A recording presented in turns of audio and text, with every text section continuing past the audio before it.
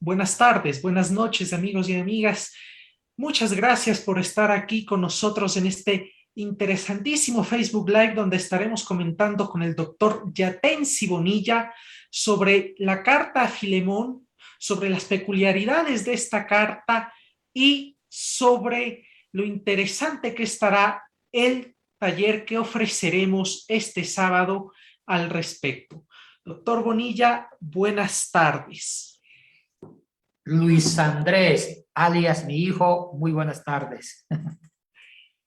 Eh, a mí me ha llamado mucho la atención esta carta en particular, no solamente porque fue la primera que se tradujo dentro del proyecto Evangelio, sino porque esta carta sigue generando pequeñas controversias entre los biblistas. Yo quisiera iniciar con una pregunta de cajón que seguramente a nuestro público le interesa bastante. Dentro de los expertos que han dedicado su vida al estudio bíblico, la mayoría coinciden en que esta carta fue escrita por Pablo, pero dentro de todos ellos hay un opositor, un francés, Ernest Renan, que dice que esta carta, al igual que la carta de Colosenses, puede que sean falsas, que no hayan sido escritas por el apóstol Pablo. Esto, junto al contexto de la carta de Filemón, nos deja bastante interesante, nos deja un tema bastante interesante por comentar. En base a sus traducciones, en base a lo que se ha hecho, ¿usted cree que esta carta efectivamente pertenece al grupo de cartas paulinas? Una muy buena pregunta, Luis Andrés. Mire, ese es un problema con todas las obras literarias de la antigüedad, sean romanas, griegas, judías. Antiguamente no había un registro como lo hay ahora, que se llama las patentes, que es registrar la propiedad intelectual de un autor. Antes no había eso. Ni siquiera se podía registrar la fecha de nacimiento de una persona, no había partida de nacimiento. Peor en los libros escritos. Y antiguamente, al no haber las patentes, que son los derechos legales sobre el registro y la propiedad intelectual, había una costumbre bastante famosa en la antigüedad, sobre todo en el mundo griego, y más greco-romano, inclusive judío. Era, si alguien era un escritor no tan conocido y quería publicar una obra, siempre usaba un seudónimo, ponía el nombre de un famoso. Un ejemplo, Platón. A Platón se le atribuye muchas obras que él nunca escribió. Una de esas son los diálogos de Platón, que él nunca escribió esa obra. Lo único que él escribió fue la famosa Politeia, que se traduce en la República.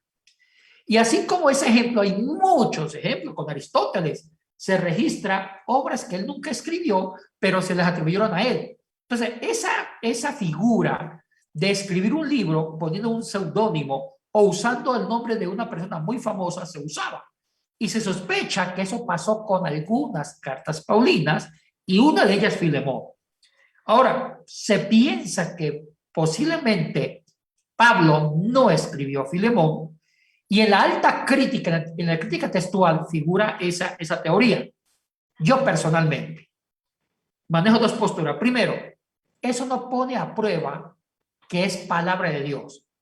Para mí hay dos escritores. Primero, el escritor divino, que es Dios.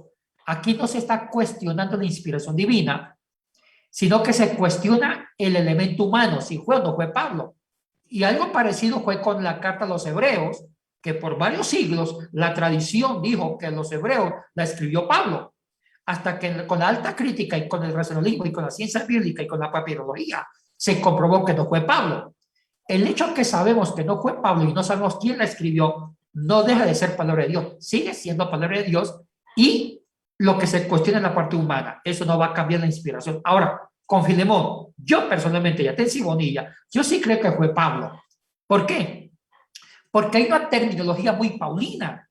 El saludo, el contenido, la dinámica teológica, la dinámica inspiracional lleva el sello de Pablo. Yo sí pienso que fue Pablo que escribió una carta cuando él había vivido la primera prisión en Roma, dirigida a un gran hombre llamado Filemón, dueño del esclavo Onésimo. Entonces, yo sí pienso, por una deducción teológica, que fue Pablo. Ahora, no me afecta para nada si no fue o si fue. Lo importante es el contenido teológico que encierra esa carta en unión a la amistad. En el taller de este sábado, al que nuestro público todavía se puede inscribir, que se llevará a cabo de 9 de la mañana a 12 del día, hora de Ecuador, vamos a estar tocando varios tópicos, pero a mí me gustaría adelantarme un poco en ese sentido y hacer quizá una pregunta un poco impertinente, y es, ¿por qué insistir en la autoría de Pablo cuando podemos ver que Filemón tiene una estructura, un contenido bastante diferente a lo que Pablo escribía? Si comparamos a Filemón con Romanos o con Corintios, nos vamos a dar cuenta que las cartas de Romanos y de Corintios son más legales, más estructuradas, son más doctrinales. La carta de Filemón es una carta más pastoral, es como que se sale un poco del estilo de Pablo, ¿no? Entonces, ¿por qué está seguro o por qué apuntan más sus sospechas a que efectivamente Pablo fue el autor de esta carta que usted tradujo? Una muy buena pregunta, Luis Andrés. Eh, yo creo que hay dos grupos de líneas teológicas en las cartas paulinas. Hay un grupo de cartas que apunta al tema doctrinal, que puede ser ético, doctrinal escatológico, doctrinal salvífico, doctrinal cristológico, doctrinal eclesiológico. Pero hay un segundo grupo de cartas que incluyen las pastorales como Timoteo y Tito, y encierro también Filemón, que apunta más a la inteligencia emocional. Aquí Pablo muestra no la habilidad de ser un gran teólogo. En las otras cartas, como los Romanos y Gálatas, Pablo desplaya toda su habilidad para discernir, para el quehacer teológico.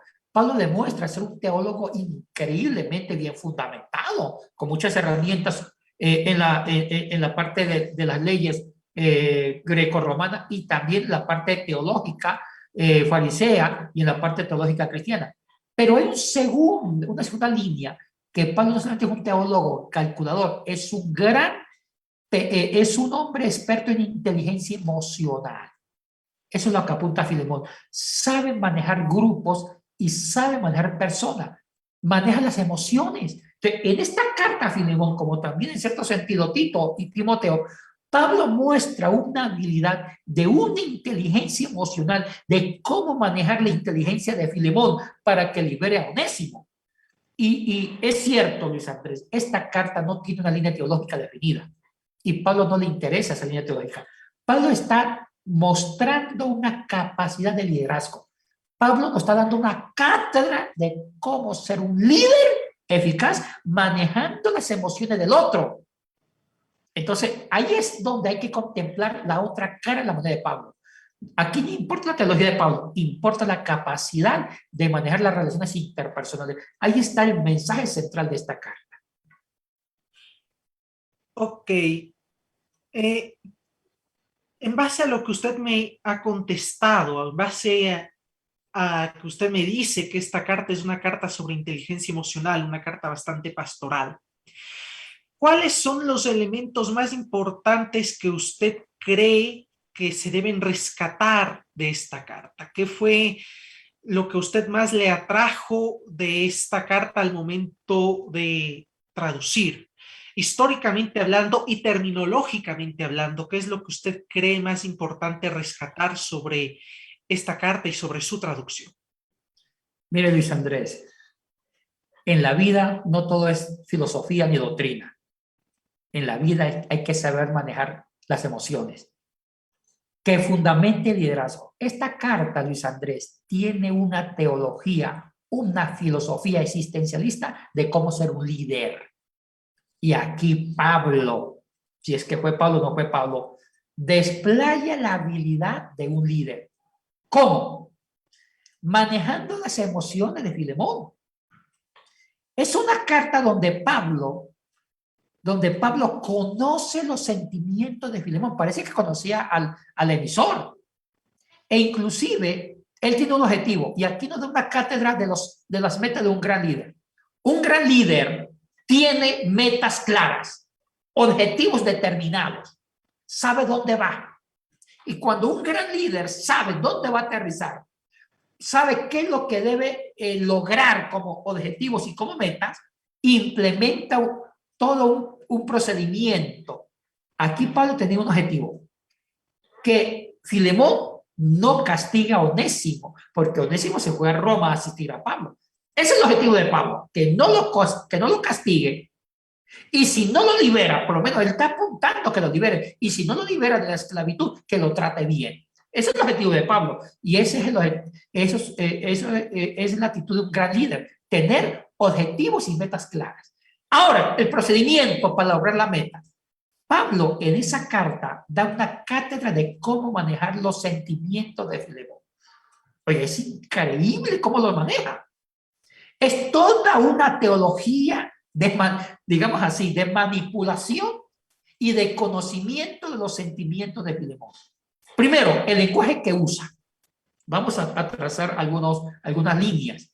El lenguaje que usa Pablo es intencional.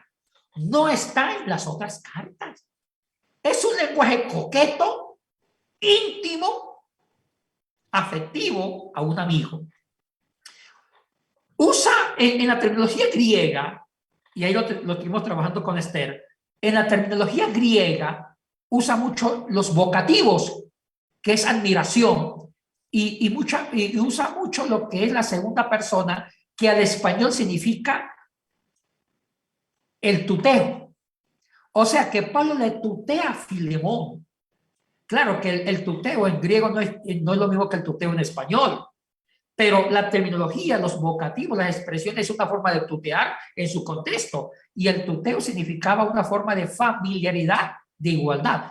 Pablo tutea a Filemón, y la traducción que hemos hecho es del tuteo. Hemos usado mucho el tuteo para para tratar de ser fieles a la intencionalidad de Pablo. Pero el hecho de que Pablo tutea a Filemón significa de ganarse el cariño y el afecto y la admiración de Filemón. Segundo, apela a la grandeza de la fe de Filemón. No lo critica, no es tonto Pablo, sino que reconoce las habilidades de Filemón como un buen líder, y en lugar de criticar a Filemón, usa sus fortalezas para su beneficio y construir intencionalmente su objetivo, que libere o que trate bien a Onésimo. Luis Andrés, Pablo está dando una cátedra de un liderazgo. O sea que eso es lo que se llama ahorita inteligencia emocional. Conoce las emociones de Filemón, número uno. Segundo, conoce sus sentimientos. Ahora, si Filemón no fuera amigo de él, Pablo era de un carácter fuerte. Pablo era bravo. Si hubiera escrito, por ejemplo, uno lo ve en la carta de los Gálatas, en los Gálatas los insulta.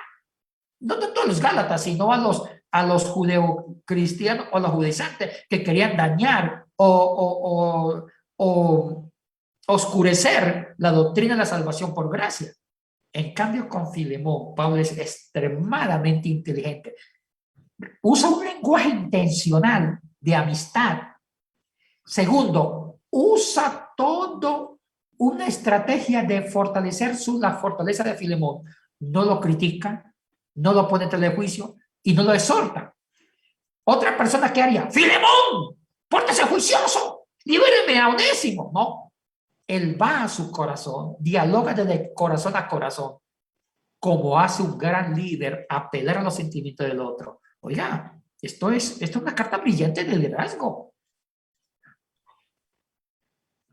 Es importante recordarle a nuestro público que esto es tan solamente una pequeña porción de lo que ustedes podrán apreciar el día sábado en nuestro taller online, al que ustedes todavía pueden inscribirse en horario diferido. Si ustedes no pueden estar presentes, les podemos enviar la grabación, y esta es una maravillosa oportunidad que brinda el proyecto Evangelio, el proyecto de traducción contemporánea de la Biblia, para poder no solamente aprender más de la palabra de Dios, sino para poder aprender de la misma con un estudioso como el doctor Bonilla. A mí me gustaría hacer una pregunta que puede sonar un poco rara, pero Generalmente tenemos el concepto de censurar todo lo nuevo dentro de la iglesia, lamentablemente es así. ¿Usted podría calificar a la carta de Filemón como una carta revolucionaria? Sí, sí. Y yo me atrevo a decir, Lucho, que la carta se adelantó a nuestros tiempos. ¿Por qué? Hay una área en la psicología actualmente que se llama la inteligencia emocional, que un famoso psicólogo norteamericano escribió un libro bestseller llamado Inteligencia Emocional, Daniel Goleman, donde revolucionó el tema de cómo debe ser un líder. Un líder debe ser inteligente emocionalmente. Y la inteligencia emocional de Daniel Goleman, en su famoso libro bestseller, él dice que la inteligencia emocional es la característica de un extraordinario líder. Un líder debe conocer los sentimientos del otro, conocer sus sentimientos, conocer el contexto que los une, conocer realmente, tener el autocontrol, autodominio. Dicen que actualmente para contratar a una persona, a una empresa, una de las características del siglo XXI, una de las características de un futuro empleado es la inteligencia emocional. ¿Cuántas empresas han descartado a personas que no tienen esa habilidad? Ahora, la inteligencia emocional está de boga en el tema de liderazgo, pero Luis Andrés, eso no lo inventó Daniel Goleman, ya Pablo lo maneja. Y Filimón es una cátedra de inteligencia emocional.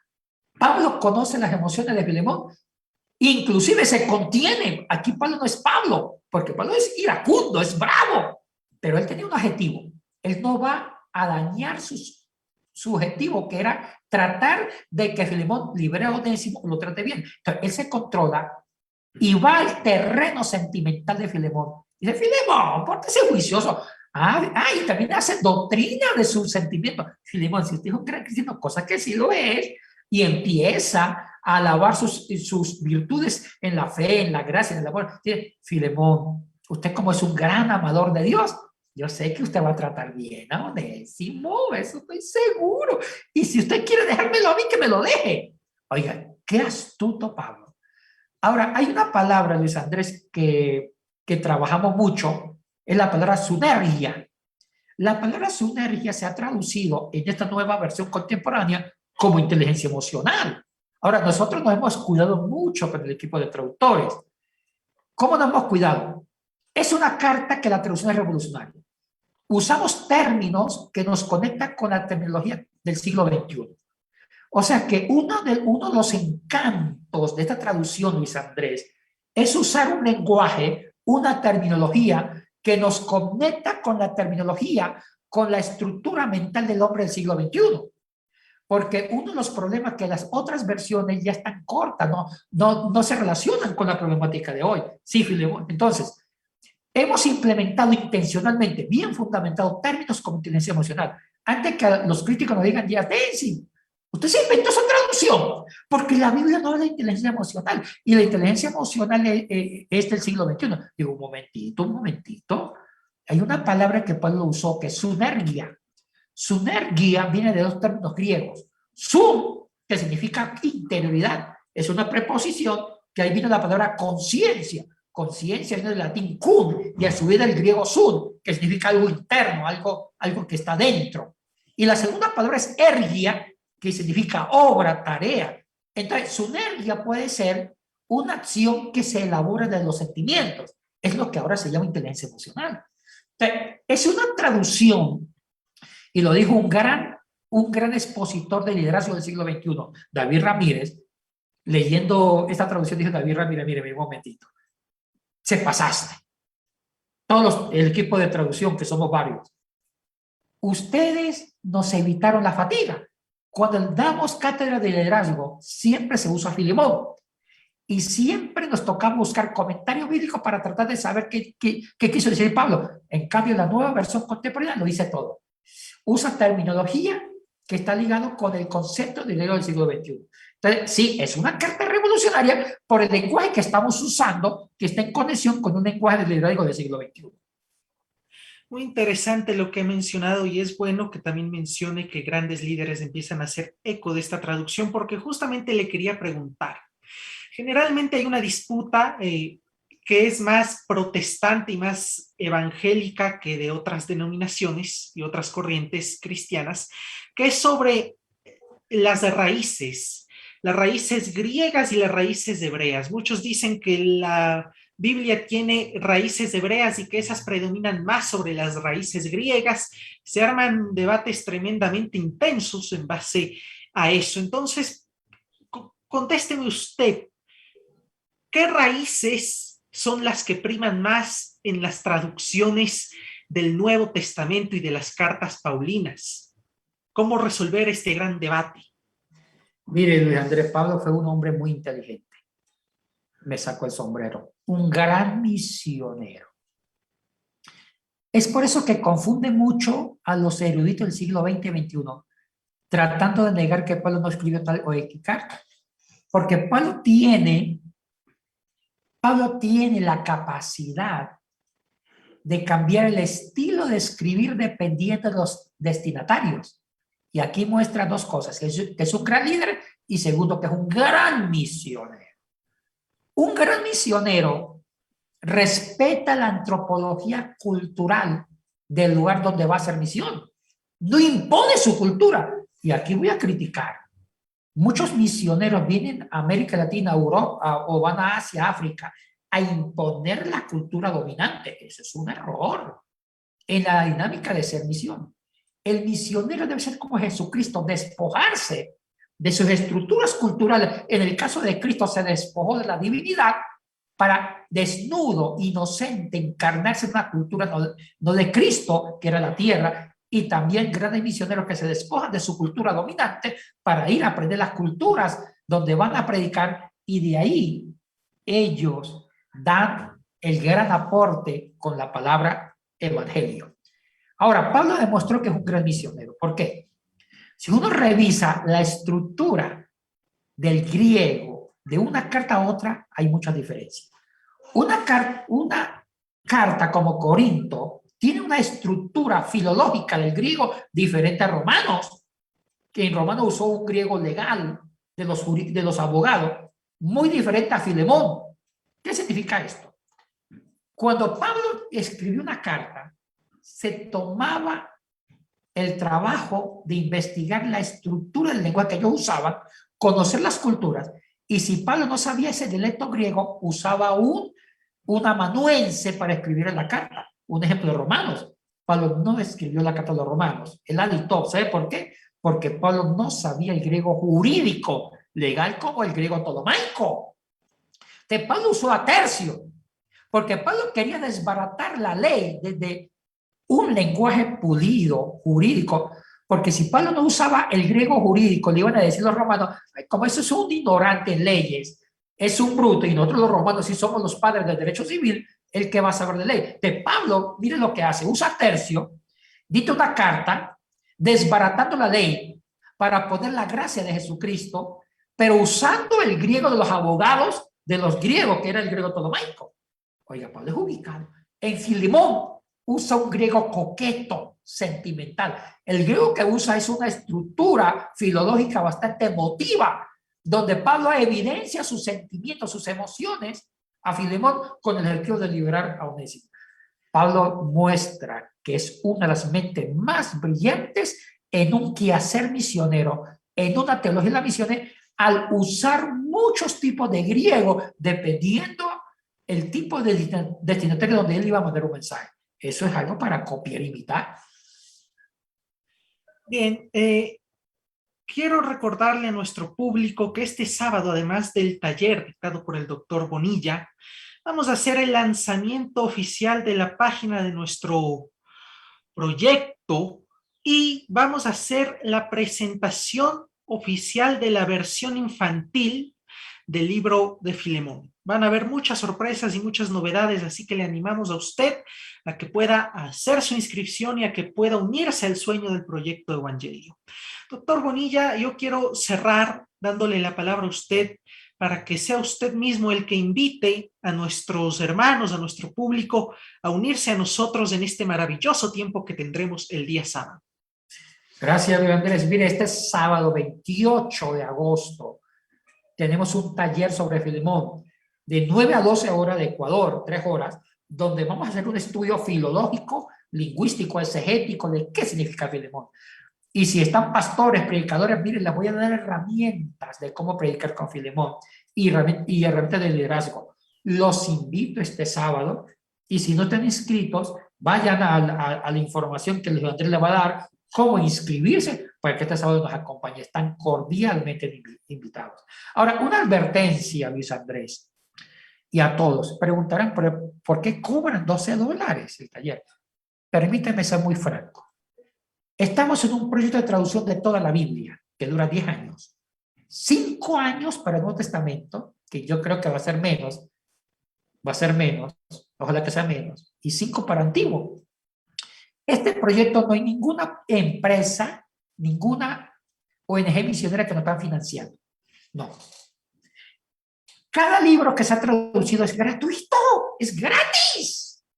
Lo pueden descargar en nuestras páginas web, que el sábado se le va a explicar en qué página web están las traducciones.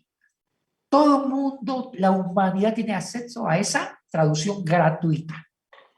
Pero también somos conscientes que para una traducción se necesita de recursos económicos, pagar traductores, invertir en páginas web, administración de buscar expertos en español, se gasta mucho dinero.